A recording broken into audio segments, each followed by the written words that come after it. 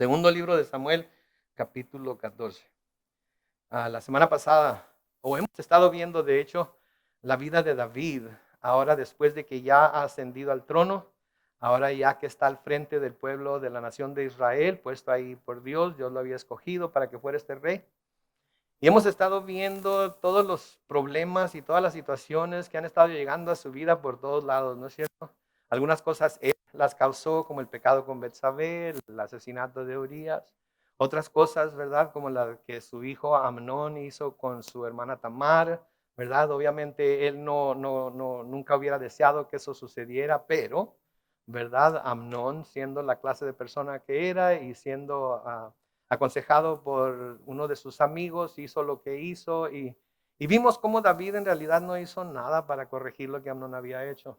Amnón tenía un hermano, se llamaba Absalón. Absalón era el tercero en la línea de hermanos porque estaba Amnón, Tamar y luego Absalón. Y Absalón se enojó mucho con Amnón y Absalón hizo un plan para poder vengarse de la violación de su hermana y así llevarle justicia a Amnón, ¿verdad? Que no era en realidad justicia porque era su ira, era su deseo de venganza lo que lo llevó a hacer lo que hizo y engañó a su padre, engañó a su hermano y mató a Amnón. Y luego, después de haber hecho eso, Absalón pensando, creyendo, sintiendo que su padre quizás porque había matado al primogénito, el que era el que seguía en línea al trono, Absalón decide que va a huir. Y vimos la semana pasada en el segundo libro de Samuel, en el capítulo 13, los versículos 37 a 39, que dicen: Absalón huyó a tierras de Talmai, hijo de Amiud, que era rey de Gesur. Y David lloraba todos los días por su hijo Absalón. Es importante que nos demos cuenta aquí que David lloraba por su hijo Absalón, porque esto muestra que David amaba a Absalón. A pesar de lo que había sucedido, de todas maneras es su hijo y David amaba a Absalón, lloraba por él. Sí, versículo 38 dice: Absalón por su parte huyó a Jesús y ahí se quedó, noten, 3 años. 3 años. Cuando David se consoló por la muerte de Amnón, sintió deseos de ver a Absalón. Noten que dice ahí, sintió deseos de ver a Absalón. Sí, pero a veces lo que sentimos no es lo que hacemos, desafortunadamente, ¿verdad? A veces lo que sentimos, aunque sean buenos sentimientos, no es lo que hacemos. Quizás nuestro orgullo, quizás nos sentimos lastimados, quizás sentimos que si de alguna manera hacemos lo que estamos sintiendo, vamos a estar, en este caso, por ejemplo, de David, iba a estar aprobando lo que Absalón hizo y el pueblo iba a creer que lo estaba aprobando y decidió que no iba a hacer nada. Entonces sintió los deseos de verlo, pero no hizo nada por traerlo de nuevo a su casa. Sí, entonces David, aunque quería ver a su hijo, nunca hizo nada para que su hijo volviera. ¿Sí? También debemos notar que Absalón quería volver a casa, como vamos a ver aquí en lo que vamos a estudiar hoy. Pero tampoco nunca hizo nada por contactar a su padre para tratar de reconciliarse con él. ¿Sí? Cuando hay un conflicto entre dos personas, ¿sí? Para que pueda haber una reconciliación, para que pueda haber pues sí, una reconciliación, para que el conflicto pueda terminar, cuando menos uno de los dos tiene que estar dispuesto a decir: ok, yo estoy dispuesto a hacer las paces contigo con tal de que podamos tener la fiesta en paz, pero más que eso, con tal de que podamos restaurar nuestra relación. Uno de los dos. En realidad no necesita que los dos hagan algo. Sí, mucha gente dice, bueno, pues en estas situaciones se necesita que uno dé el 50% y el otro dé el 50%. Se aplica mucho esta ecuación al matrimonio, ¿verdad? Si uno da el 50% y el otro da el 50%, se hace el 100% y las cosas van a salir bien. No es cierto. No es cierto, ¿sí? Se tiene que dar cada quien el 100% de lo que es, el 100% de lo que tiene para que las cosas salgan bien. Y cuando hay conflictos, cuando hay problemas, si se quiere que haya restauración, que haya perdón, etcétera, uno de los dos tiene que estar dispuesto a ceder, ¿sí? Uno de los dos tiene que estar dispuesto a ceder. La única pregunta que tenemos que contestar es: ¿quién de los dos va a ser? ¿Yo o ella? ¿Yo o él? Y les digo que hay una sola respuesta correcta en esto. ¿Y saben cuál respuesta es? El que tiene que ceder soy yo. Soy yo. ¿Cuántos yos hay aquí entre nosotros hoy? Levanten la mano todos los que son yos. ¿Sí? Todos somos yos. Entonces, para resolver los conflictos que tenemos en cualquier relación personal, yo tengo que estar dispuesto a ser el que ceda para que esa relación pueda restaurarse y para que pueda haber paz entre los dos. Entonces, David desea ver a su hijo, pero nunca hace nada por ir a buscarlo. Tardó 3 años Absalón fuera de Jerusalén. Y Absalón, como vamos a ver, quería volver a su casa, pero tampoco hizo nada por contactar a su padre para tratar de reconciliarse con él. Y ahí es en donde comenzamos este capítulo 14 en el versículo 1. Noten lo que dice el versículo 1. Joab, hijo de Zerullá, sabía que el rey sentía un cariño especial por Absalón. Joab, hijo de Zerullá, sabía que el rey, hablando del rey David, sentía un cariño especial por Absalón. Una de las cosas que debemos de hacer notar aquí es que Joab había estado asociado con David por mucho tiempo. Conocía muy bien a David. Había estado en todas sus batallas, lo había seguido, había servido bajo David por mucho tiempo y lo conocía muy bien. Sabía él que David anhelaba reconciliarse con su hijo. Joab sabía que David anhelaba reconciliarse con su hijo, pero al parecer también sabía que no lo iba a hacer por sí solo. No lo iba a hacer por sí solo. Porque yo no sé ustedes, pero yo conozco gente así. Es más, se me hace que hasta yo he sido en alguna ocasión una persona como esta. ¿Sí? Gente que conoce lo suficiente como para saber lo que quiere hacer, pero por una razón u otra no dan el valor o sienten que no deben de o tienen vergüenza de hacerlo o les da miedo hacerlo por lo que se pueda pensar de ellos o lo que sea. Y aunque saben lo que quieren hacer, de todas maneras no lo hacen por sí mismos. Siempre necesitan a alguien que les dé un empujoncito. ¿Conocen a una persona así? Sí, o son una persona así. Sí, que saben lo que tienen que hacer.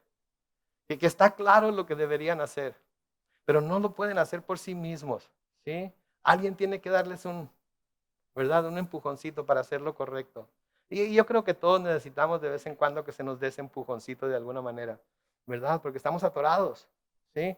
No queremos vernos mal, pero tampoco queremos vernos como muy débiles, pero tampoco queremos vernos como muy duros, pero tampoco queremos vernos como legalistas, pero tampoco queremos vernos como libertinos, etcétera. Y no queremos vernos de ninguna forma más que la forma que nosotros pensamos que deberíamos vernos. Y en realidad lo único que debemos de preocuparnos es de cómo nos ve Dios, ¿verdad? Y cómo estamos actuando en tal o cual situación de forma que le honra a Él. Vamos a ver más adelante aquí en este capítulo que parece ser que Joab había estado tratando de persuadir a David para que perdonara a Absalón y lo llamara del exilio, pero no lo había podido convencer. Es más, no, si quieren lo pueden leer, no lo voy a leer yo, pero voy a decirles que en el versículo 19 vamos a ver que David sabía que Joab estaba detrás de lo que estaba pasando aquí en estos primeros 12 versículos que vamos a leer. Él sabía que era Joab el que estaba detrás de lo que estaba pasando aquí. Y al parecer, por eso Joab estaba haciendo lo que estaba haciendo. Porque David, aunque lo escuchaba, de todas maneras David no actuaba. De todas maneras, David no actuaba. Una de las cosas que le caía, una de las cosas que le caía tan mal a mi esposa, y todos conocieron a mi esposa en mayor o menor grado, una de las cosas es que le pedía un consejo y luego ella me decía lo que ella sentía que tenía que hacer y luego yo decía que no. Entonces, entonces, ¿para qué me pides consejos? ¿Verdad? ¿Para qué me pides consejos? Y a veces lo que sucede con uno también, ¿verdad? Vamos y pedimos consejo a alguien, pero el consejo que nos están dando no nos gusta, así es que no lo hacemos. Y puede ser el consejo perfecto que se nos está dando, pero por nuestra propia manera de pensar y ver las cosas, no lo hacemos y caemos en el error en el que va a caer aquí David. Y porque al parecer Joab no estaba teniendo ningún éxito con David, tuvo que recurrir entonces a usar la astucia para tratar de convencer a David de que lo que él estaba tratando de proponer era lo que debía hacer. Noten versículo 2. Entonces Joab mandó traer de Tecoa a una mujer muy astuta. La palabra que se traduce ahí astuta también puede traducirse sabia o inteligente. A veces cuando vemos astuto, inmediatamente pensamos en alguien así medio tramposón, ¿verdad? Así medio. No, no necesariamente. La astucia también puede ser catalogada como sabiduría, puede ser catalogada como inteligencia. Pero noten lo que pasa, y la instruyó. O sea que todo lo que esta mujer va a decir y hacer, todo va a ser hecho a raíz de lo que Joab le va a decir. Es muy importante entender esto, porque a menudo podemos confundir a la mujer con que ella es la que está diciendo todas estas cosas, pero en realidad es Joab por medio de ella. Entonces la instruyó y le dijo, esto es lo que le dice, vístete de luto y sin maquillaje alguno y preséntate ante el rey, noten, fingiendo llevar ya mucho tiempo de duelo por algún pariente muerto. Entonces noten a lo que recurre Joab aquí. Recurre al fingimiento, recurre básicamente a qué? Al engaño, a tratar de engañar a David para que haga lo que él está sugiriendo que haga. Y podemos ver un patrón aquí, ¿no es cierto? Los que han estado con nosotros a través de todo nuestro estudio aquí. David trató de engañar a Urias, ¿se acuerdan? Lo trajo de la batalla, vete a dormir a tu casa, etcétera, etcétera. Lo embriagó, lo embriagó. Él se embarró de lodo cuando andaba todo embriagado y se cayó en un charco que estaba ahí enfrente del palacio de David, pero lo embriagó para que fuera a su casa, ¿sí? Y luego lo mandó de nuevo al campo de batalla y le dijo a Joab lo que hiciera con él. Amnón engañó a su padre y a su hermana, ¿se acuerdan? Sus amigos le dijo, hey, dile a tu papá que estás enfermo, que tu hermana te traiga de comer, cuando te traiga de comer, bla, bla, bla. Todos conocemos la historia, ya la pasamos. Y lo engañaron a David y engañaron a Tamar. Y luego, ¿cómo le hizo Absalón para llevar a su hermano a su casa para poder matarlo? Lo engañó también, ¿sí? Le dijo, voy a hacer una carne asada, todos los hijos del rey van a estar ahí, vente a celebrar con nosotros, estoy trasquilando mis ovejas. Y una vez que estuvo ahí, ya estaba medio alegre Amnón. ¿Qué pasó? ¿Qué hizo David? Absalón, perdón. Le dio cuello. ¿Están notando el patrón de comportamiento aquí? ¿Están notando cómo toda la familia, así como toda va buscando la manera, usando el engaño de lograr lo que quiere lograr? ¿Sí? Es importante que veamos esto, ¿sí? Porque aquí quizás Joab había visto el resultado, perdón, quizás aquí Joab estaba tratando de lograr algo que era bueno, que era que David perdonara a Absalón y volviera a su casa, pero está comenzando mal, está comenzando con una mentira, ¿sí? Ahora lo que vamos a ver es que lo mismo que hizo Joab con David aquí fue lo que hizo Natán con David también. Sí, porque quizás Joab había visto el resultado que Natán había tenido con David y quiso hacer lo mismo. Pero en lugar de, como Natán, ir él mismo y decirle esto a David, envía a una mujer y la hace que se de disfrace básicamente, que se vista como que está de luto y le diga lo que le va a decir. ¿Sí? Entonces, en esta ocasión, como les estaba diciendo, se estaba tratando de lograr algo bueno. Que David perdonara a su hijo Absalón y lo devolviera a Jerusalén del exilio. Pero el engaño y la mentira nunca, escuchen esto, el engaño y la mentira nunca es la forma de lograr algo, que lo que se está tratando de lograr sea algo bueno. El engaño y la mentira, porque tarde o temprano se va a descubrir, tarde o temprano se va a saber, tarde o temprano se nos va a olvidar qué le dijimos a la última persona que le contamos la historia y se nos va a reconocer, se nos va a ver como mentirosos. Y una de las cosas, la gente puede a veces descubrir que hemos sido mentirosos, ¿verdad? Y a veces no. A veces podemos pasar toda una vida habiendo dicho alguna mentira, habiendo vivido una mentira y nadie nos descubre. Pero saben que hay alguien que sí conoce nuestro corazón y que sí sabe lo que hicimos, que sí sabe lo que dijimos, que sí conoce hasta lo más profundo de nuestro ser y Él sabe que es una mentira. Y tenemos que estar al tanto de lo que Él piensa de la mentira y del mentiroso, ¿sí? Porque es más, podría cortar por lo sano y decir que los mentirosos no entrarán al reino de los cielos, ¿verdad? Pero no se trata de eso, porque no se trata de asustar a alguien que haya dicho una mentira, porque a lo mejor hoy mismo dijo una mentira. Sí, a lo mejor hoy mismo dijo una mentirilla por ahí. Sí, para tratar de salirse con algo, de salirse con la suya, o de convencer a alguien de hacer algo, etcétera. ¿Verdad? Pero tenemos que ver lo que dice la palabra de Dios acerca de toda mentira. Sí, sea pequeña o sea grande.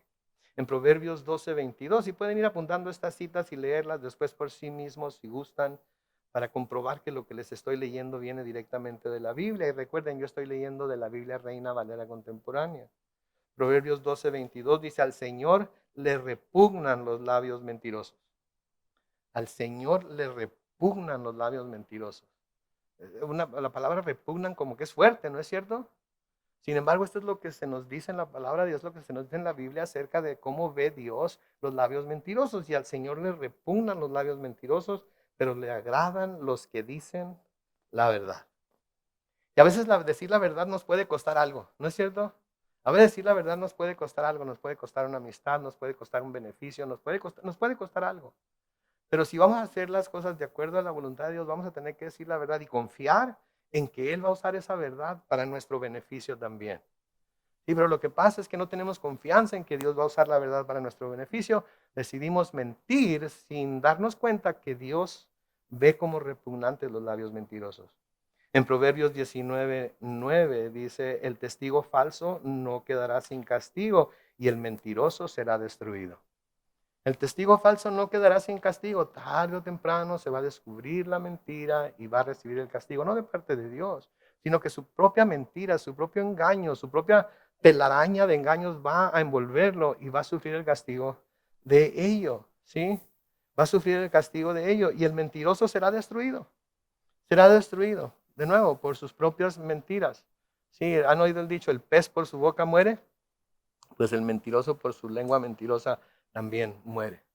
¿Sí? Gracias a Dios que hay perdón, ¿verdad? Gracias a Dios que hay gracia, que hay misericordia, ¿sí? Pero imagínense que no hubiera esa gracia, que no hubiera esa misericordia, ¿sí? Entonces, digo, algunos de nosotros estaríamos ahorita temblando en nuestros zapatos porque a lo mejor nos aventamos una de esas, no muy feas, pero de todas maneras son mentiras, ¿verdad? En el Nuevo Testamento, Pablo les escribe a los colosenses y les dice, no se mientan los unos a los otros, pues ya ustedes se han despojado de la vieja naturaleza y de sus hechos, y se han revestido de la nueva naturaleza, la naturaleza del nuevo hombre, que se va renovando a imagen del que lo creó hasta el pleno conocimiento. Entonces no se mientan los unos a los otros. Ustedes, si están en Cristo, ya se despojaron de la vieja naturaleza, que dice Pablo en 2 Corintios, de manera que si alguno está en Cristo, nueva criatura es. Y una de las cosas que debemos de buscar dejar es nuestro corazón mentiroso, nuestra costumbre de mentir, porque a veces se vuelve una costumbre mentir, porque nos hemos salido con tantas, ¿verdad? Nos ha ido tan bien con tantas mentiras que hemos dicho que sentimos que, una más, ¿qué es? ¿verdad? Creemos que son papitas fritas, ¿verdad? Una no es ninguna. Y no se trata de eso. Se trata de cómo ve Dios estas cosas. ¿Sí? Entonces no debemos de mentirnos los unos a los otros. Si hay personas que debemos de poder decirnos la verdad, somos nosotros. ¿Sí? Debemos de poder ir a decirnos la verdad. Sin temor a que porque digamos la verdad se nos va a juzgar. Nuestro hermano, si le decimos la verdad, no nos va a juzgar. Al contrario, debe tener un corazón de gracia y misericordia y decir, ok, hermano, entiendo lo que te está pasando, entiendo tu lucha, voy a orar por ti. Sí, ese es el corazón que debemos tener todos nosotros, los unos para con los otros. Nunca debemos tener temor de decir la verdad. Y nunca debemos de tener temor de confrontar a uno de nuestros hermanos con la verdad también. Cuando sabemos que lo que les estamos diciendo es la verdad, no debemos tener temor de confrontarlos. ¿Por qué? Porque nuestros hermanos van a escucharnos y van a ver que el propósito de hacerlo es nuestro propio bien para que no sigamos haciendo quizás algo que está siendo dañino para nosotros, para ellos, para la congregación, etcétera, etcétera. Pero tenemos que confrontarnos los unos a los otros en amor, como dice Pablo a los Efesios. Hablarnos los unos a los otros en amor. No con juicio, ¿sí? No con condenación, sino, mira hermano, ¿sabes qué? Déjame decirte algo. Esto sí, esto no está bien. Te lo digo porque te amo. Te lo digo porque te amo. Pero lo que demuestra el amor es que lo estamos diciendo frente a frente. No por acá, por atrás. Oye, deberías de hablar con él. No, habla tú mejor. No, tú dile. No, a mí me... No, hombre. ¿Verdad? Y luego van con otro porque ninguno los animó. Es que vamos a traer un tercero. ¿Que la Biblia no dice que haya 2 o 3 testigos? ¿Verdad? Y con eso juntamos media docena de testigos para que todos estén de acuerdo para amontonársele a uno solo, ¿no? De eso no es de lo que se trata, ¿ok? Cuando habla de 2 o 3 testigos, trae a 2 o 3 testigos para que escuchen lo que le estás diciendo y todo mundo sepa, ¿sí? Que estás en lo correcto. No para que todos se junten y se amontonen contra la persona que está siendo acusada, pero ese es otro estudio. Versículo 3 dice, una vez ante el rey, aquí es Joab diciéndole a esta mujer de nuevo. Recuerden, Joab le está diciendo a esta mujer y esta mujer va a ir a decirle a David. Versículo 3, una vez ante el rey le dirás lo que te voy a decir. Y Joab le dijo a la mujer lo que ella tenía que repetir. Entonces, de nuevo, es importante mantener esto en mente, que todo lo que se estará diciendo de este momento para adelante son las palabras de Joab. Esta mujer estará siguiendo las instrucciones que Joab le ha dado y vamos a ver que las va a seguir al pie de la letra. Versículo 4. Cuando ella se presentó ante el rey, hizo una reverencia y se inclinó hasta tocar el suelo. Y dijo, su majestad, vengo a pedir protección. Y el rey preguntó, ¿qué te pasa? Y ella respondió, mi marido ha muerto y me he quedado viuda. Valga la redundancia, ¿verdad? Si su marido ha muerto, se quedó viuda, ¿verdad? Pero en fin, ¿por qué él lo repitió? No sé, quería que David estuviera seguro de que, de lo que había pasado. Entonces, pero es falsa lo que está diciendo, no es una verdad, ¿sí? Entonces, su marido ha muerto y se ha quedado viuda, ¿sí? Ahora, aquí esta mujer va a hablarle a David en la manera en la que, bueno, Joab, por medio de esta mujer, le va a hablar a David en la manera en la que Natán le habló en el capítulo 12, los versículos 1 al 2, ¿se acuerdan? Presentándole al rey un relato ficticio del asesinato de un hermano por otro, ¿sí? Entonces lo que esta mujer va a hacer, o lo que Joab le dijo que le dijera. Versículo 6, yo tuve 2 hijos que se pelearon en el campo. Como no había nadie que los separara, uno de ellos hirió de muerte al otro y lo mató. Y me imagino que aquí esto debió haber llamado la atención de David inmensamente, porque la supuesta historia de esta mujer tenía un cierto parecido con lo que había pasado entre sus 2 hijos, ¿no es cierto? Así es que aquí me imagino a David como, ¿nunca han visto a los pastores alemanes cuando escuchan algo y te paran las orejas y están volteando para todos lados? Ya me imagino que David aquí ha de haber parado las orejas y haber dicho, ok, esto se parece mucho a mi situación. ¿De dónde? ¿Qué onda con esta mujer? ¿Qué está pasando con esta mujer? ¿Verdad? Versículo 7. Ahora, la mujer sigue hablando lo que Joab le dice. Toda la familia se ha puesto en mi contra y me insiste, tienes que entregar a ese asesino, pues tiene que pagar con su vida la muerte de su hermano. Si les hago caso, matarán a mi único heredero y con eso habrán apagado la última chispa que me queda. Y la memoria de mi marido se perderá por no dejar ningún descendiente. Entonces, ¿qué está sucediendo aquí? La mujer le está diciendo al rey, ¿sabes qué? Esto es lo que pasó entre mis 2 hijos y ahora mi familia, ¿sí? Me está diciendo que este hijo asesino, el que mató a su hermano, debe de volver, debe de venir y pagar por lo que hizo. Tengo que traerlo y él debe de pagar, tiene que pagar por su pecado. Y porque él era el único hijo que le quedaba, entonces la mujer, si este hijo moría, iba a quedar desamparada completamente. El nombre de su esposo iba a desaparecer de Israel. Y para los israelitas era muy importante mantener descendencia dentro de los roles del pueblo de Israel para identificarse precisamente como israelitas. Era muy importante para ellos esto. Pero esta familia quería que el hermano, quería que el asesino pagara por su cuenta. Ahora de nuevo, recuerden que todo esto es lo que Joab les dijo a la mujer que dijera.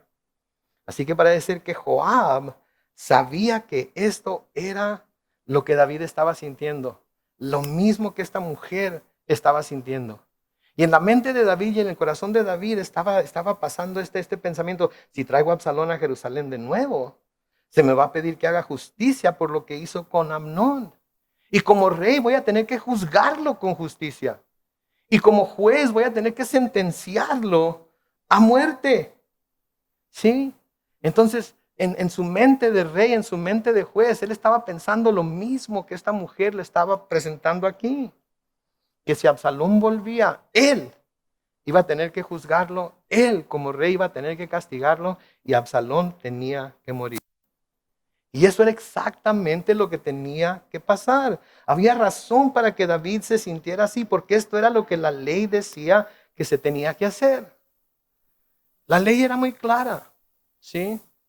La ley en cuanto a que alguien asesina a otra persona, hay 2 formas de ver el asesinato. Una, aquel asesinato que no es con premeditación, alevosía y ventaja. Es por accidente. ¿Sí? Andan dos personas, andan dos hombres en el campo o en el bosque cortando un árbol y un camarada le tira un hachazo al árbol y el hacha se cae del mango y va y le pega a su compañero y lo mata. No fue con premeditación, alevosía y ventaja, fue un accidente. Para los que les pasaba eso, el Señor había instituido ciudades de refugio, en donde aquel que mata a su hermano o a su prójimo por accidente puede huir a esa ciudad de refugio hasta que se esclarezcan los hechos y después puede salir de ahí libre. Pero el que mata con la premeditación, alevosía y ventaja es completamente diferente. ¿Sí? Deuteronomio capítulo 19, los versículos 11 al 13, dice, pero si alguien aborrece a su prójimo, acecha y se levanta contra él y le quita la vida, aunque huya a alguna de estas ciudades, las ciudades de refugio, versículo 12 dice, los ancianos de su ciudad mandarán sacarlo de ahí y lo entregarán al vengador del homicidio para que lo mate. No lo compadezcas, sino que quita de Israel al que derrama sangre inocente, así te irá bien. Entonces, eso era lo que la ley decía. Y David como el rey y como juez, porque era el rey, se iba a sentir o se estaba sintiendo como que iba a ser obligado a hacer esto, ¿sí? Como que iba a ser obligado a hacer esto. Y el Señor tenía una razón por la que había sido tan duro con estas situaciones. Porque el Señor lo que quería era que el pueblo, su pueblo, temiera a las consecuencias de su mal comportamiento. Para que alguien que se enojaba con alguno de sus hermanos y empezara a pensar, pero en cuanto lo agarre lo voy a matar, se acordara que si lo mataba y lo descubrían, él también iba a tener que pagar con su propia vida. ¿Sí? Y lo que Dios estaba buscando con esto, de una manera muy clara, muy tajante, muy cortante, era que Israel, el pueblo de Israel, cuando este tipo de cosas pasaba, cortaran el pecado por lo sano, para que el pueblo no se contaminara, ¿sí? Para que el pueblo no se contaminara. Apartar al pecador completamente del pueblo y apartar el pecado completamente del pueblo para que el pueblo no se contaminara con eso. Gloria a Dios que estamos en el Nuevo Testamento, ¿no es cierto? Gloria a Dios que somos creyentes neotestamentarios. Gloria a Dios que estamos bajo la gracia, ¿sí? Sin embargo, eso no quiere decir que no debemos tomar este tipo de medidas drásticas para apartar el pecado de nosotros. Sí, debemos de tomar el equivalente a esto en nuestras vidas ahora en el Nuevo Testamento para que el pecado no sea parte de nuestra vida. El Señor Jesucristo muy claramente les dice a sus discípulos en Mateo capítulo 5, los versículos 27 al 30. Dice, ustedes han oído que fue dicho, no cometerás adulterio. Pero yo les digo que cualquiera que mira con deseos a una mujer ya adulteró con ella en su corazón. ¿Ok? Entonces les dice, esto es lo que la ley dice. ¿Ok? Que si cometen adulterio, que no cometen adulterio. ¿Sí? Pero yo les digo que si tan solo ven a una mujer para desearla en su corazón, ya cometieron adulterio con ella. Y luego noten lo que les dice en el versículo 29 de Mateo 5. Por tanto, si tu ojo derecho te hace caer en pecado, sácatelo y deshazte de él. Es mejor que se pierda uno de tus miembros y no que todo tu cuerpo sea echado al infierno. Versículo 30 dice, y si tu mano derecha te hace caer en pecado, córtatela y deshazte de ella. Es mejor que se pierda uno de tus miembros y no que todo tu cuerpo sea echado al infierno. ¿Qué está diciendo aquí el Señor? ¿Que se sacaran literalmente un ojo? No, está usando lo que se llama hipérbole. Porque ¿de qué sirve si nos sacamos un ojo si tenemos el otro? ¿Verdad? Si un ojo estaba predispuesto a ver las cosas de una manera, el otro ojo también va a estar predispuesto a ver las cosas de la misma manera. O cortarnos una mano. ¿Qué caso tiene que nos cortemos una mano si tenemos otra? ¿Sí? Lo que estaba diciendo aquí el Señor Jesús es que es importante para nosotros tomar todo lo que nos pudiera hacer, lo que nos pueda hacer caer en nuestra caminar con Él y echarlo tan lejos como podamos de nosotros mismos para no arriesgar caer en ese pecado. Porque es mejor vivir sin ciertas cosas que tener esas cosas y luego que esas cosas nos hagan caer en pecados que sabemos que no le agradan al Señor. ¿verdad? Y podemos nombrar tantas cosas que por sí solas no tienen nada de malo, pero que Satanás ha usado para introducir lo malo en nuestras casas, por medio de nuestros ojos, por medio de nuestros oídos, por medio de tantas cosas, ¿sí? La cultura, etcétera, etcétera. Y tenemos que buscar deshacernos de esas cosas. Pudiera darles ejemplos de cosas que están saliendo ahorita en la televisión, que están saliendo ahorita en ciertos servicios de streaming y todo eso. Léanlo ustedes en las noticias y tomen las medidas necesarias para que esas cosas no los vayan a hacer caer en pecados y ver cosas que nunca debieron haber visto. ¿Ok? Nunca debieron haber visto. Es necesario que lo hagamos, mis hermanos, porque no importa qué tan viejos y qué tanta experiencia tengamos y cuánto tiempo tengamos caminando con el Señor, todos estamos propensos a caer en cualquiera de esos pecados. Y a veces son pecadillos pequeños, ¿sí? No son pecados tan grandes. Pero Pablo nos dice en Gálatas 5:9 que un poco de levadura fermenta toda la masa. La levadura representa el pecado. ¿Y saben lo que hacían las mujeres después de que amasaban? Amasaban una bola de masa para hacer su pan, ¿verdad? Y le echaban levadura a esa bola de masa, ¿sí? Pero lo que hacían era que le quitaban un pedazo a la bola de masa y la guardaban. Y con esa bola de masa que habían usado, que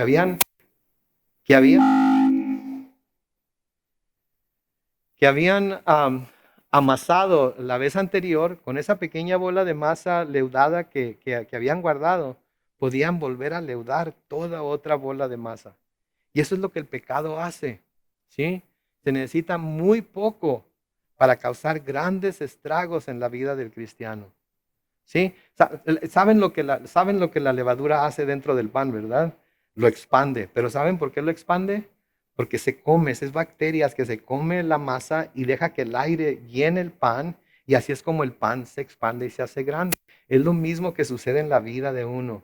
La levadura es como una bacteria que abre el camino dentro de nosotros para recibir más y más y más y más pecado hasta el punto que dejamos de sentir, de ver, de reconocer que lo que se está recibiendo es pecado y termina carcomiéndonos por dentro.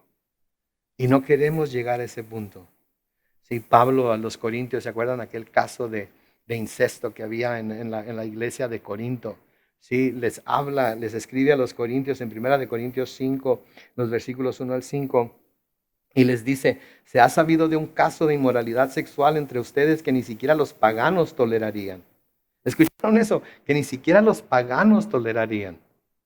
A los paganos parecía que eran un poco más morales que los cristianos de Corinto. Sí, ni los mismos paganos tolerarían esto. Y es que uno de ustedes tiene como mujer a la esposa de su padre. Ustedes están engreídos. ¿No deberían más bien de lamentar lo sucedido y expulsar de entre ustedes al que cometió tal acción?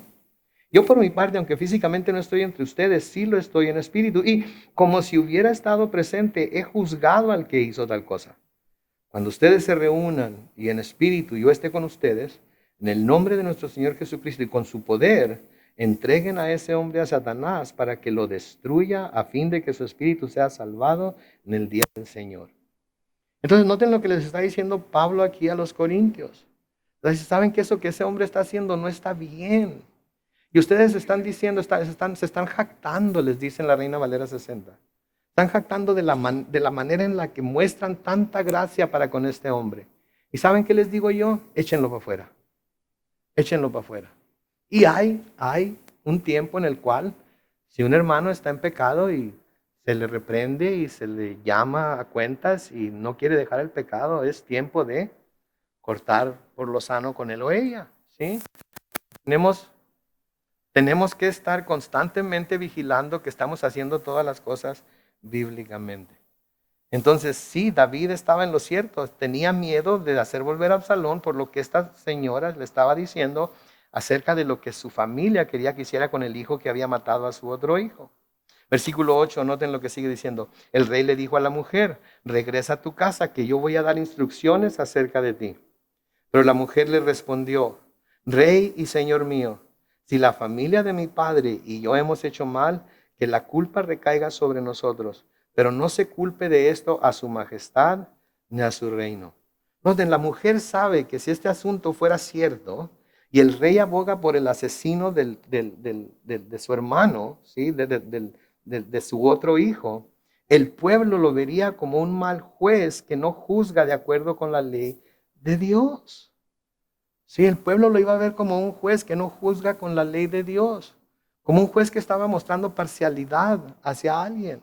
Y por eso la mujer le dice, sí, ¿sabes qué? Que la familia de mi padre sea vista como la que hizo mal. Que la culpa recaiga sobre nosotros, pero que no se culpe a él de esto a su majestad ni a su reino. Porque saben que desafortunadamente así es la gente.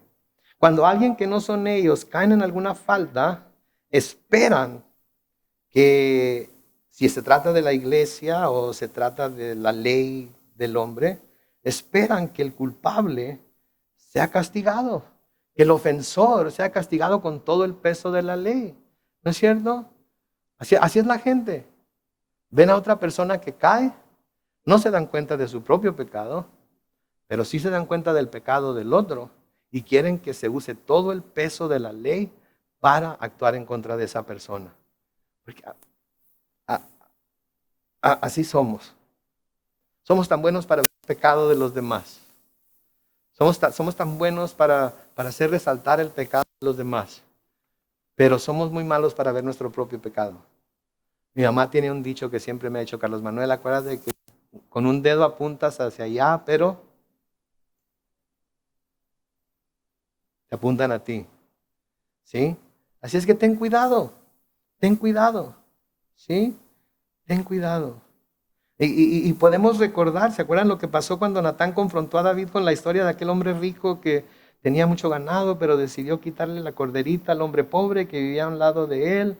¿Se acuerdan cómo reaccionó David cuando se habló de lo que el hombre rico hizo? En segunda de Samuel capítulo 12 y el versículo 5 dice que David se puso muy furioso contra aquel hombre y le dijo a Natán, juro por el Señor que este hombre merece la muerte.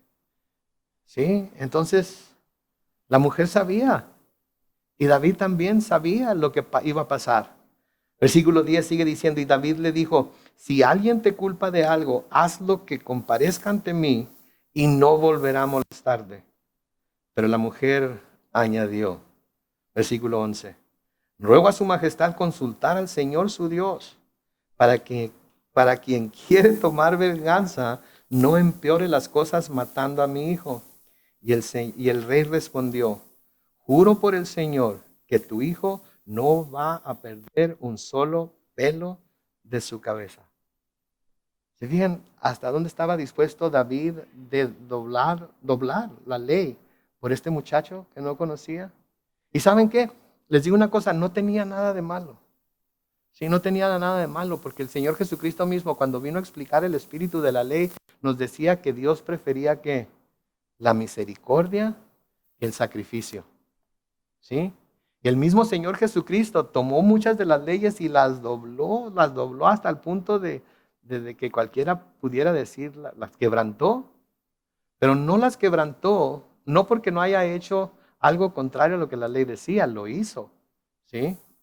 Pero lo hizo conforme a la interpretación que el hombre tenía de la ley y no conforme al espíritu que Dios había dado en la ley. ¿Sí? Entonces, Dios prefiere misericordia que sacrificio. Dios prefería que se demostrara misericordia a esta mujer, si su caso fuera cierto, y a su hijo, en lugar de matarlo por lo que él había hecho. Versículo 12 dice, ella volvió a decir, ruego a su majestad permitir a esta su humilde sierva decir una sola palabra más. Y el rey dijo, te escucho. Entonces ella dijo, ¿por qué su majestad se propone perjudicar al pueblo de Dios? Con lo que su majestad ha dicho, su majestad misma se condena, pues no permite volver a su hijo desterrado. Y ahí está declarado lo que Joab quería que David viera en lo que su comportamiento estaba llevando a cabo. Si lo que esta mujer o Joab estaba tratando de comunicar a David era que el bienestar de la familia de esta mujer era más importante para ella que el castigo de su hijo, aunque el castigo era justo. Porque si su hijo moría, ella se iba a quedar completamente sola. Porque su hijo moría, si su hijo moría, el nombre de su esposo iba a ser borrado del rol de miembros del pueblo de Dios. Y era más importante su bienestar que matar a su hijo, que su hijo pagara esa pena. ¿Y saben qué? David estuvo de acuerdo con ella. David estuvo de acuerdo con ella. Y porque David estuvo de acuerdo con ella, ahora ella aplica este mismo principio a toda la nación de Israel y argumenta que el bienestar de la nación de Israel es más importante que castigar al príncipe y que el pueblo lo va a ver de esa manera. Porque este príncipe es el que estaba en línea para tomar el lugar de David si algo le pasaba a David. Por lo tanto, era importante que Absalón fuera devuelto del exilio. ¿Sí? Y esto es algo en lo que David ni siquiera había pensado. Pero al parecer Joab sí. Y esa era la preocupación de Joab. Si algo le pasa a David, ¿quién va a ascender al trono? Si algo le pasa a David, ¿quién va a tomar su lugar? Tengo que convencerlo, tengo que platicar con él, tengo que hablarle y decirle que tiene que hacer volver a Absalón porque es necesario. Además, había otra cosa que es necesario que notemos aquí. ¿Cómo es que David estaba dispuesto a hacer esto por un extraño que no conocía, pero no estaba dispuesto a hacer lo mismo por su propio hijo y por el pueblo de Dios? ¿Se dan cuenta ustedes? A veces estamos tan dispuestos a desobedecer a Dios por alguien, ¿sí? Pero no estamos dispuestos a desobedecer a Dios por alguien de nuestra propia familia.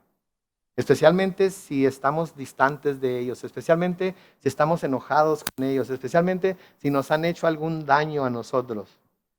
Estamos dispuestos a mostrar gracia por extraños, misericordia por extraños, pero no estamos dispuestos a mostrar misericordia por nuestra propia familia. A veces estamos dispuestos a mostrar misericordia por amigos, amistades que tenemos en el trabajo, en la escuela, donde sea, pero no estamos dispuestos a mostrar misericordia para con nuestros hijos. Porque no, si dejo que esto pase en mi casa, ¿cómo me van a ver? ¿Cómo me van a juzgar? Van a decir que soy mal padre, van a decir que soy mala madre, van a decir que yo estoy solapándolo, van a decir que soy un alcahuete, van a decir que soy una alcahueta. Pero a menudo nuestros hijos merecen misericordia, ¿cierto o no es cierto? No importa qué hayan hecho, porque Dios nos ve a nosotros con misericordia, aun cuando cometemos serios pecados contra Él. ¿No es cierto? Nuestros cónyuges merecen misericordia de parte de nosotros. Y a veces somos tan indomables con ellos y ellas. ¿Sí? No estamos dispuestos a doblarnos. Porque me la tienen que pagar. Porque lo que hicieron está completamente mal. Porque lo que hicieron no... Estoy seguro que hay algo en la Biblia escrito en contra de lo que hicieron. Lo voy a buscar. Le voy a preguntar al pastor.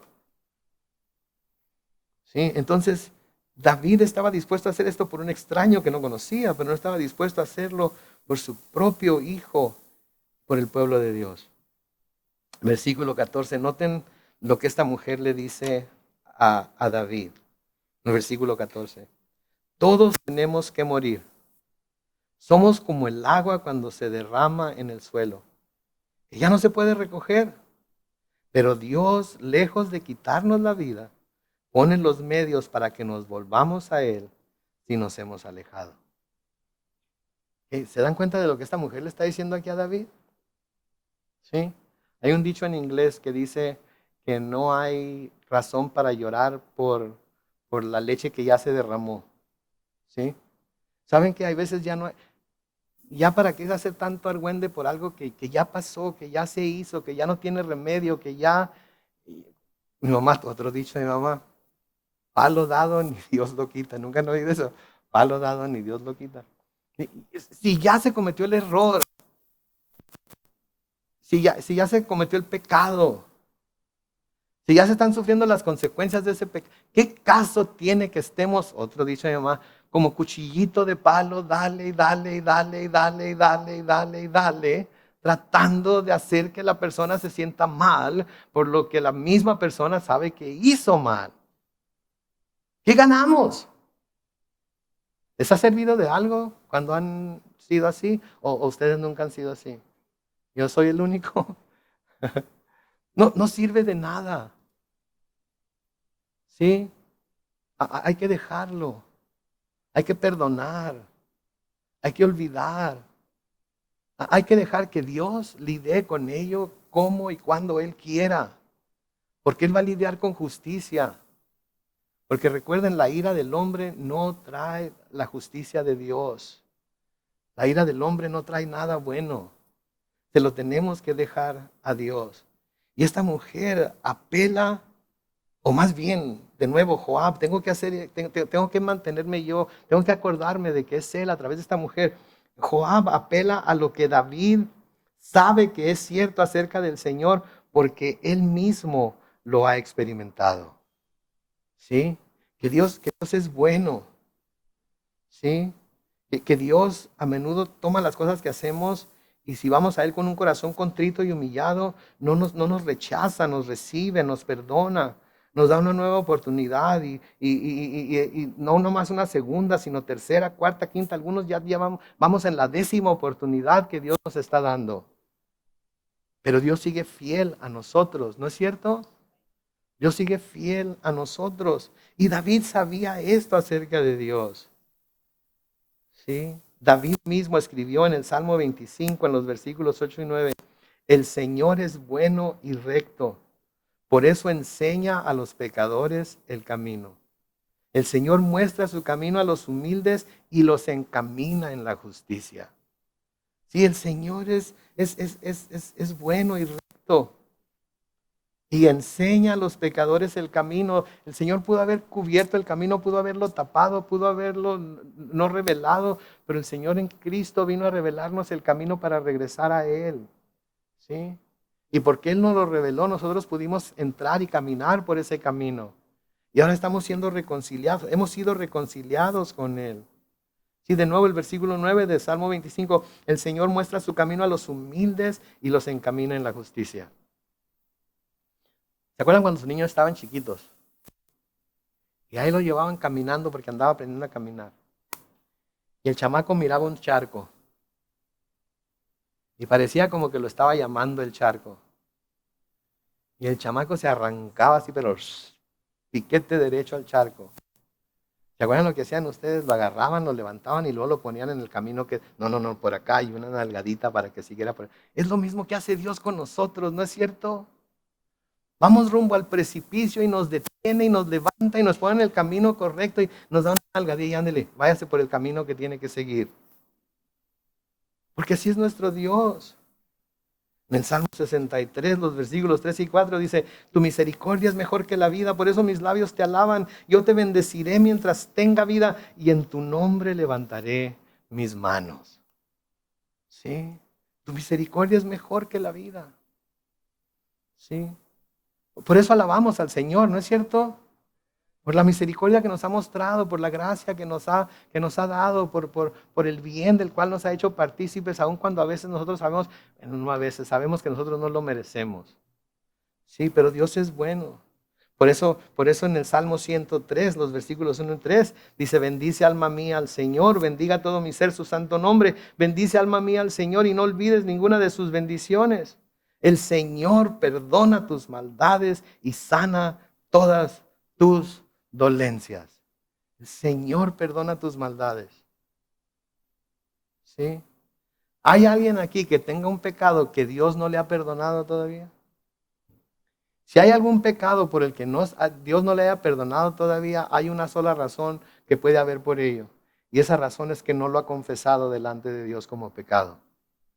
Pero si lo confesó delante de Dios como pecado, no puso ningún pretexto, no dijo, pero si es que no me hubieran hablado así, si es que no me hubieran dicho aquello, si es que no me hubieran hecho lo que me hicieron. Si simplemente dijo, soy pecador, pequé en hacer esto y Señor, necesito tu perdón, el Señor lo perdona. ¿Sí? Pablo dice en Romanos 2:4, ¿no te das cuenta de que menosprecias la benignidad, la tolerancia y la paciencia de Dios y que ignoras que su benignidad busca llevarte al arrepentimiento? Sí. Lo que Dios quiere, es llevarnos al arrepentimiento. Guiarnos al arrepentimiento. Y por eso se nos llama a nosotros a también, así como Dios es perdonador con nosotros, así a nosotros ser perdonadores con los demás. Señor Jesucristo dice en Marcos capítulo 11, versículos 25 y 26. Y cuando oren, si tienen algo contra alguien, perdónenlo. Para que también su Padre que está en los cielos les perdone a ustedes sus ofensas. Noten el versículo 26. Porque si ustedes no perdonan, tampoco su Padre que está en los cielos les perdonará a ustedes sus ofensas.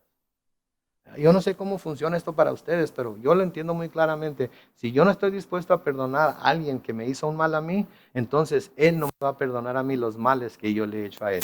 Yo no sé usted, pero más claro no, ni el agua. ¿Sí? Por eso somos llamados a ser perdonadores, porque Dios es perdonador con nosotros.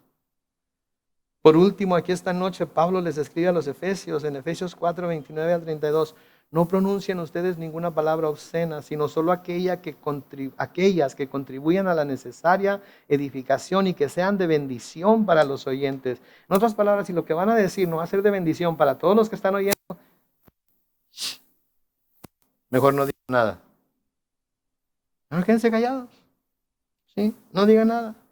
Versículo 30, no entristezcan al Espíritu Santo de Dios, con el cual ustedes fueron sellados para el día de la redención. Versículo 31, desechen todo lo que sea amargura, enojo, ira, gritería, calumnias y todo tipo de maldad. En vez de eso, sean bondadosos y misericordiosos y perdónense unos a otros, así como también Dios los perdonó a ustedes en Cristo. Vamos a ver que esta actitud de David, junto con la actitud de Absalón, va a llenar el corazón de Absalón de amargura contra su padre, de enojo contra su padre, de ira contra su padre, y lo va a llevar a hacer cosas que nunca se imaginó que iba a hacer. Entonces, los dejo con esto. Y después de que diga esto que voy a decir, vamos a inclinar nuestro rostro y vamos a orar. Esto es lo último que les digo hoy.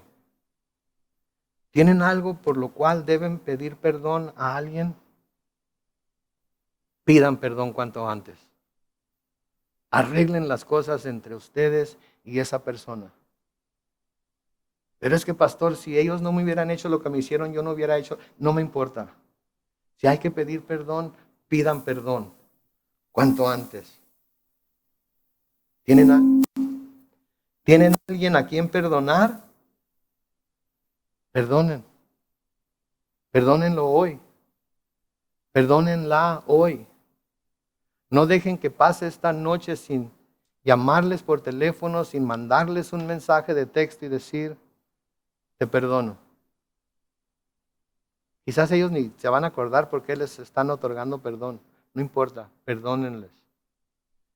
Y quizás a quien les pidan perdón ni siquiera se van a acordar porque le están pidiendo perdón. No le hace, pidan perdón. Porque eso es lo que Dios nos manda hacer. Amén. Oremos.